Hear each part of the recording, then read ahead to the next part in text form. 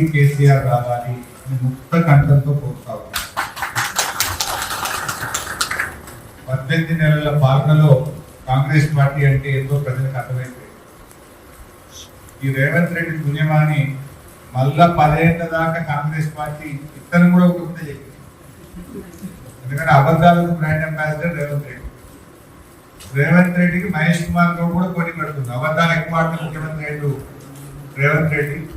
నేను కూడా ఎక్కువ తక్కువ అబద్ధాలు ఆడితే నేనేమన్నా మంత్రి కాకపోతున్నానని మహేష్ కుమార్ గౌడ్ కూడా పిసిసి అధ్యక్షుడు ఇండియాలో అబద్ధాలు ఆడడంతో రేవంత్ తో పోటీ పడతాం.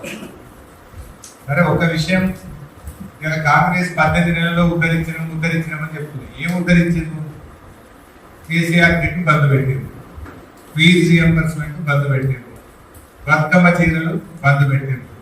కేసీఆర్ ఊరికి ట్రాక్టర్ కొనిస్తే డీజిల్ పోయేందుకు పైసలు లేక ట్రాక్టర్ మూలకు పెట్టింది.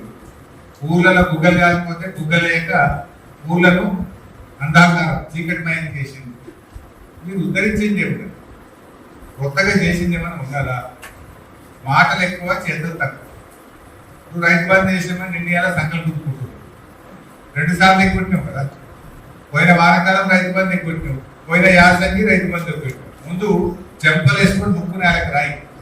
2 పంటలు రైతు బంధు ఎక్కుంటున్నాము, తప్పైంది, ఇక ఈ తాప ఇచ్చినామని ముందు ముక్కు నేలకు రాయి. 15,000 ఇస్తా 3,000 కోత పెట్టినా, 12,000 ఇచ్చినా తప్పైందని ముందు చెంపలు వేసుకో. ఇంకేదో సిగ్గు లేకుండా ఏ పొగ పెట్టుకొని సంబరాలు చేస్తుండ్రో నాకైతే అర్థమైంది. అసలు మీకు ఉందా, సోయుందా అని అడుగుతుంది. రైతు బంధు సృష్టికర్త కేసీఆర్. రైతు బంధు అనే దాన్ని ఈ దేశంలో పుట్టించినోడు, ఈ దేశానికి ఆదర్శంగా నిలిపిన నాయకుడు కేసీఆర్.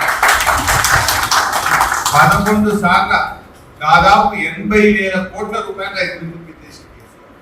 80,000 కోట్లు వేసింది కేసీఆర్.